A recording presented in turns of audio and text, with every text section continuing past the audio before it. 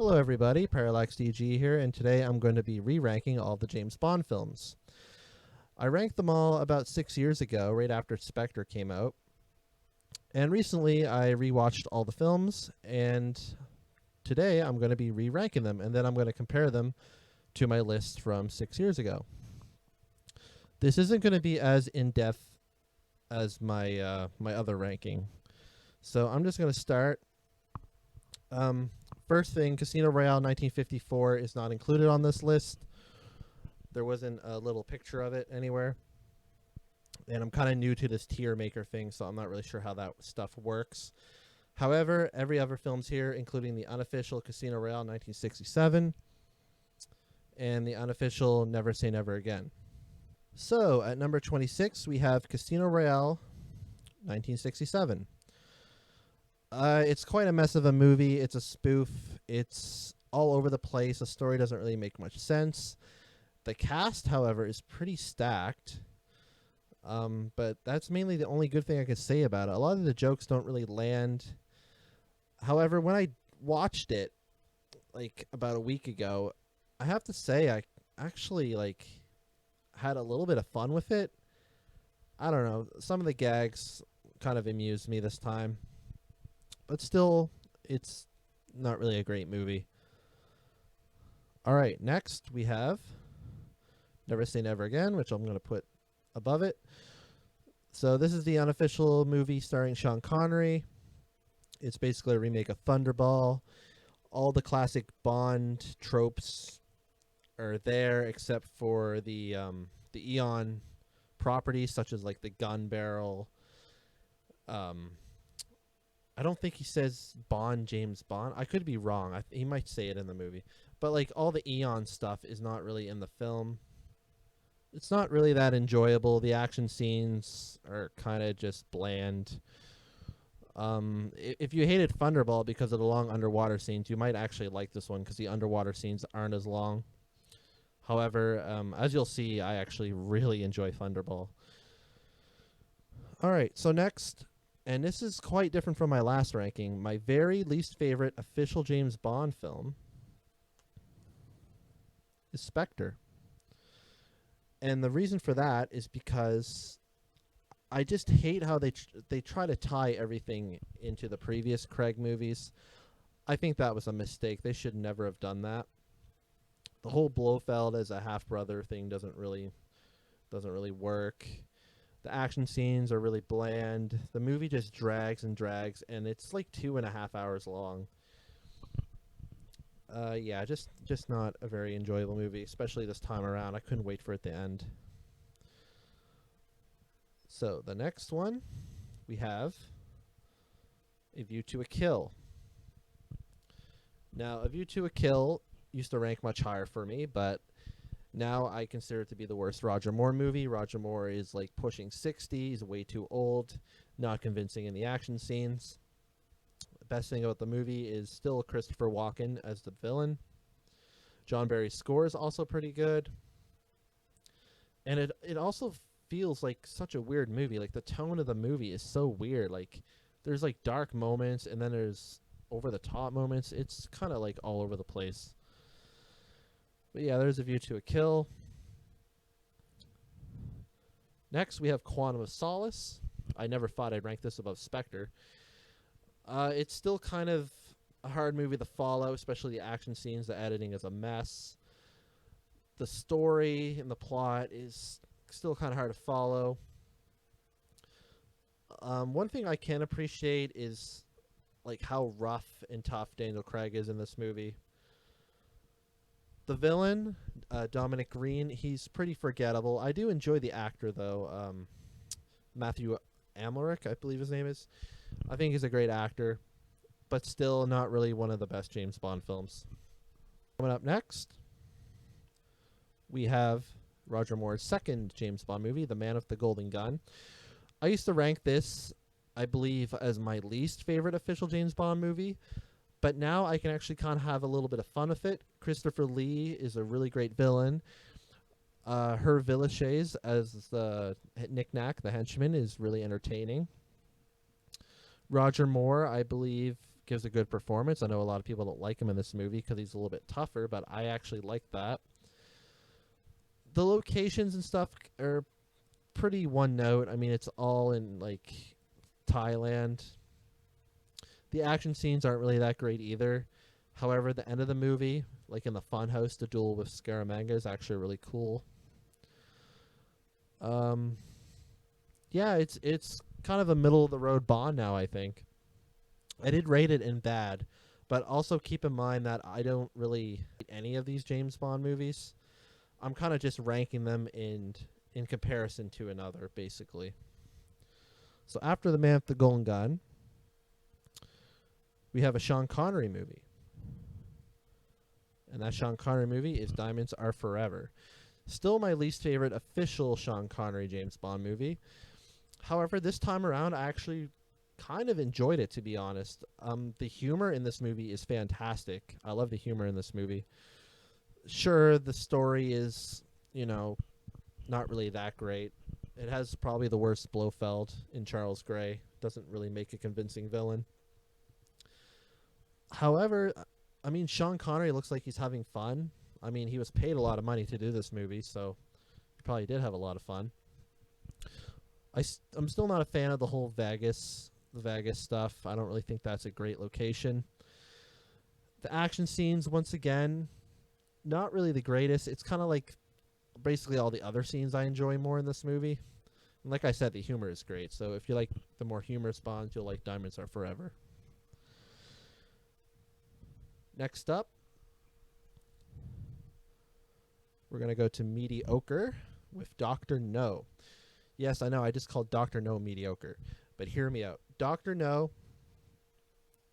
is an alright movie. It was the first James Bond movie, so you have to take that into account. A lot of the James Bond formula came after this movie. So, I mean, this movie, it was just the producers basically getting a feel for James Bond. Sean Connery, still trying to figure out the role. I think Dr. No was a cool villain, although he only appears at the last part of the movie. It is a very slow-paced movie. The action scene's pretty low budget. But the whole mystery aspect of the movie, like the investigating, I actually really enjoy. And Quarrel is actually a really great ally. I actually like him. So, next up, we have what many people consider to be one of the worst James Bond movie. And that would be Die Another Day. Die Another Day is a great popcorn flick. If you just want to shut your brain off and watch an entertaining action movie, this is a great movie for you. As a James Bond movie, the plot is pretty over the top. It feels like a Roger Moore movie. The first third of the movie is really good with Bond being captured and tortured, and then the movie just kind of goes downhill from there, unfortunately. I still quite enjoy Die Another Day, mainly because I love Pierce Brosnan. I think he's a terrific Bond. And I actually quite warmed on Halle Berry. I used to absolutely hate Halle Berry in this movie, but I actually don't think she's that bad. And, of course, Rosamund Pike is terrific in this movie as Miranda Frost. The villain's pretty forgettable, however, but the action scenes are pretty cool. Next up, I'm going to get a lot of hate for this, but here is Skyfall next on the list. A lot of people really love this movie. I used to rank it much higher, but every time I watch it, I just don't know. I find it hard to describe my feelings with this movie. I think it's really overrated. The action in this movie is not really that great. Everything else in the movie is great. It's just, I don't know. It doesn't really feel like a Bond movie to me. I mean, Daniel Craig is great in this movie. Judi Dench is phenomenal in this movie.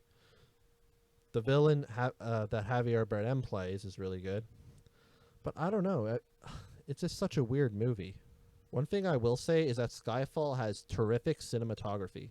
This movie looks absolutely gorgeous. Other than that, I really don't know what to say. I mean, I don't know if it's because Spectre ruined it for me by trying to tie it, like, everything together, and they're like, oh yeah, Silva was working for Spectre. I don't know if that ruined it for me. I just don't know. I mean, I hate ranking it this low, but this is just my honest opinion. So next up, We have Moonraker, a movie that gets quite hated on, although I can kind of see why people hate it. You know, James Bond going into outer space is kind of ridiculous, but honestly, the rest of the movie's pretty great. I mean, well, I wouldn't call it great. It's all right. I mean, you know, James Bond, a lot of investigative work in this movie. Jaws is in it. You know, he's a fantastic henchman. I think Hugo Drax is one of the greatest villains in the series. He has so many great lines of dialogue. It's just the final act when Bond goes into space is a little bit over the top. But I think the rest of the movie's all right. All right, next up, we have You Only Live Twice. You Only Live Twice was originally Sean Connery's last James Bond movie. Bond goes to Japan. He finally meets Blofeld face to face for the first time. There's that awesome volcano lair, which is definitely the best part of the movie. I must say, the first third and the last third of this movie are terrific. The middle of the movie kind of drags for me. Like once Bond meets Tanaka and the whole wedding ceremony, turning Japanese, all that stuff, it's pretty boring to me. A lot of the action in this movie isn't really that great. The ending volcano lair makes up for mostly everything, though. It's an absolutely fantastic set by Ken Adam and a fantastic action scene. Next up, this movie went way up in my rankings, Live and Let Die. Now, Live and Let Die was Roger Moore's first James Bond movie. I think it has a lot of classic James Bond moments, like, you know, the boat chase, the whole jumping across the crocodiles. A lot of that's really cool. Fantastic ensemble of villains and henchmen in this movie. You got Kananga, Teehee, Whisper, Baron, Samity. Great cast. I do think some of the action scenes are kind of bland. I mean, I don't know, like the whole double-decker bus sequence, I'm not really a fan of that. But overall, it's a pretty enjoyable movie, and I'm surprised I ranked it this high this time. Next up, we have Octopussy. Octopussy is another James Bond movie that a lot of people don't seem to like, and there are quite a lot of silly moments. You know, the Tarzan yell. Actually, the whole safari scene is pretty silly. And Bond dressing up as a clown, although that doesn't really bother me, because it kind of makes sense why he would dress up as a clown. You know, he's trying to sneak into the circus and disarm the bomb. Some fantastic action scenes in this movie. VJ's a great ally. I like the villains in this movie. Gobinda, Misha and Grishka, the two knife-throwing twins, are great. And yeah, I think it's just a really fun movie to watch. I mean, if I'm ever in the mood for a James Bond movie, like, Octopussy's one of the first ones that come to mind, to be honest. It's just a really fun movie. Next up, we have another Sean Connery movie. That would be Goldfinger. A lot of people call Goldfinger one of the greatest James Bond movies. It's very easy to understand why. It was at this point where the James Bond formula was quite established. You have a good mix of humor and seriousness. Oddjob, such a memorable henchman. Sean Connery gives a great performance. Action scenes are great. There's only one problem with this movie for me, is that James Bond doesn't seem to do a whole lot. And once he gets to Goldfinger's, I guess, ranch or whatever you want to call it, the movie kind of slows down for me, and there's a lot of scenes that are kind of pointless and drag. The whole ending scene at Fort Knox is terrific, though, and brings the film up quite a lot for me. Next up, we have what many consider to be Roger Moore's best film, The Spy Who Loved Me. Now, The Spy Who Loved Me was always ranked around this area for me. It's just a fantastic, enjoyable movie to watch. Roger Moore's great in it. It's just not really one of my favorites, I guess. And it's kind of hard to describe why. Like, there's a lot of great scenes in this. I mean, the whole ending scene, the big battle inside the tanker is really great. Actually, I think it's one of the best action scenes in the whole series. But there's some scenes that just kind of drag a little bit. I guess the main thing I dislike in this movie is Barbara Bach as Anya Amasova. I don't know. I don't think she's really that great in this, and Her acting's not really that great. I don't know. It's just something about her I don't really like in this movie. Also, the villain is kind of forgettable. Stromberg is not really that great. But Jaws is in it, and Jaws is terrific. Now moving into the top 10. These last 10 are all really good. So, number 10, we have The Living Daylights. The first movie of Timothy Dalton. Timothy Dalton is definitely my favorite James Bond actor. And his first movie was a great debut. The only thing that's kind of lackluster are the villains aren't as memorable, but the action in this movie is terrific. The score by John Barry is terrific. Timothy Dalton is terrific.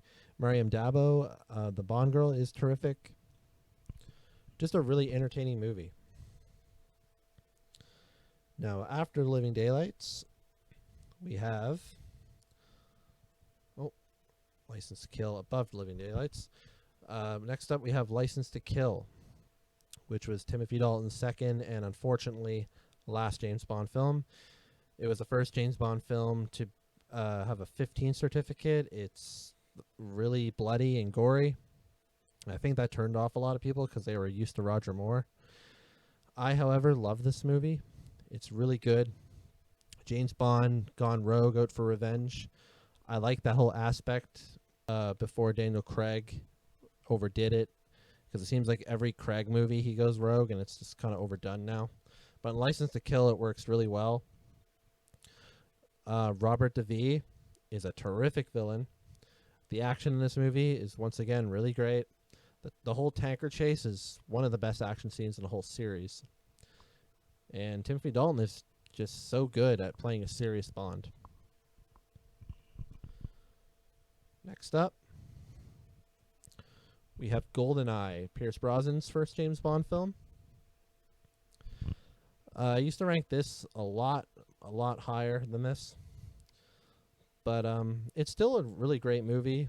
Of course, the video game, quite popular, Goldeneye.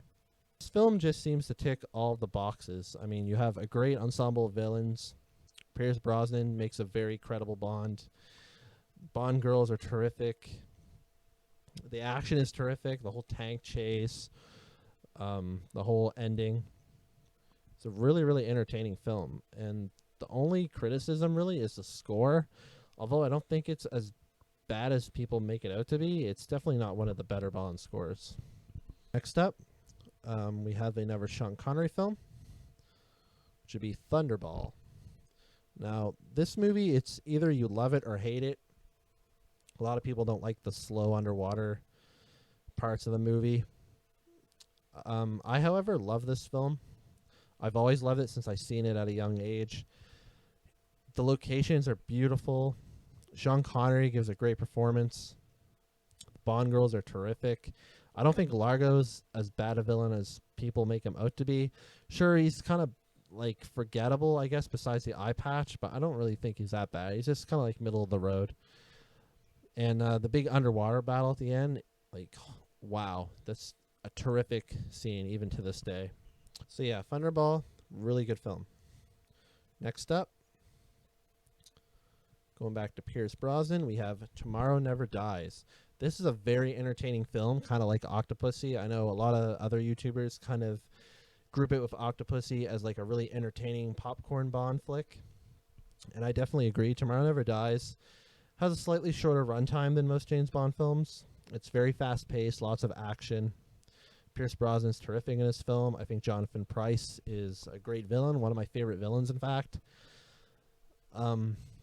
Terry Hatcher's not really that great in this film.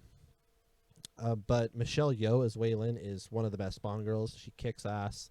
She's just absolutely terrific in this film.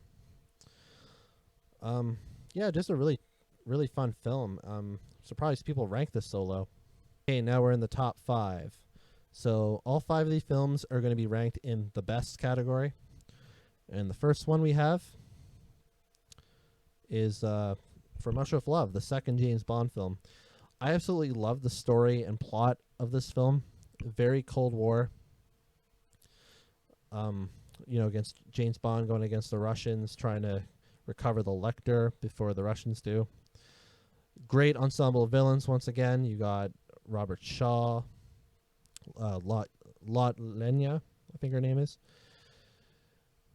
You got Blofeld, although you don't see him yet. And Kronstein is a great Bond villain too. Just a really terrific cast in this film. The action scenes aren't quite as terrific as some of the later James Bond films, but the whole story is what I really enjoy about this film, and Sean Connery is absolutely terrific in this movie. I can put this movie on pretty much any time and just absolutely enjoy it. Next up, and I really hate to rank this at number 4 because, I mean, this could easily be interchangeable with any of these top 5. Next up, we have George Lazenby's one and only film, On Her Majesty's Secret Service. Obviously, this movie stands out because Bond gets married in the end, although it's short-lived. Very sad, emotional ending. And I think George Lazenby was great as Bond. I mean, a lot of people give him flack for not being that great of an actor, but I think he did all right considering he wasn't an actor. I really like the action scenes in this movie. There aren't a whole lot. Actually, a lot of the movie is more slower paced, especially in the middle, but it's still really enjoyable. I think Telly Savalas is the best Blofeld in the series. I think John Barry's score is one of his best. And it's just a terrific story. I mean, it follows the book very, very closely, almost identically. And that ending gets me every time. It's just a terrific movie. All right, at number 3, we have Casino Royale, Daniel Craig's debut as Bond. It's an absolute masterpiece of a film. I know some people say Skyfall is Daniel Craig's best film. I definitely disagree. I think Casino Royale is his best film, and I think it'll remain his best film. I don't think No Time to Die is going to be better than Casino Royale. I'll be surprised if it's better than any of these, quite frankly. That just shows you what my expectations are of that movie. But anyway, that's another story. Casino Royale, terrific James Bond film. When I first seen it, I didn't really like it. I didn't really like Daniel Craig. The more I watch it, the more I loved it. And I really love how it follows the book very closely. You know, Bond is, he just got his 00 license.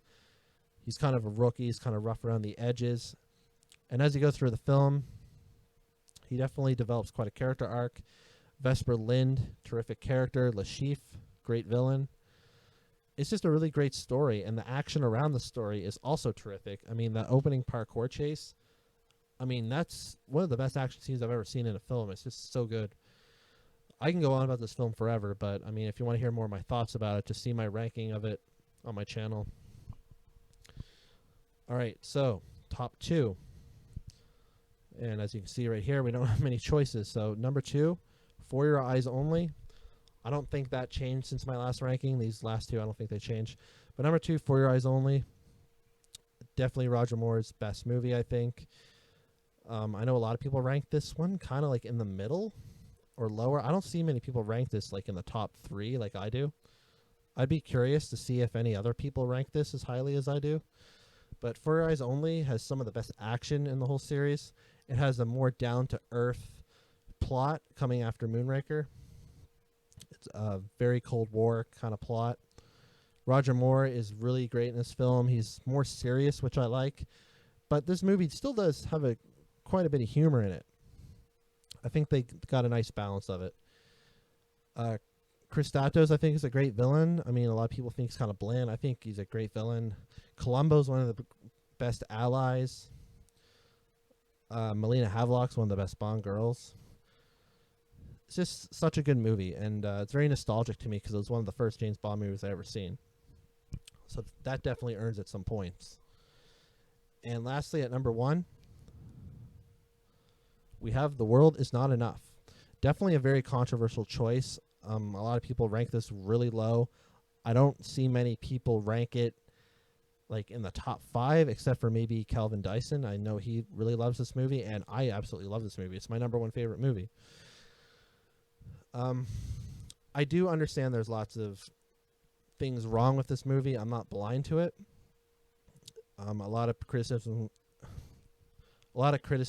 are of Denise Richards. I don't think she's as bad as many people make her out to be, but she's not that great either. But literally everything else about this movie, the score, the action, the story, Pierce Brosnan's performance, the Bond girls, the villains, everything everything else about this movie, it just ticks all the boxes for me.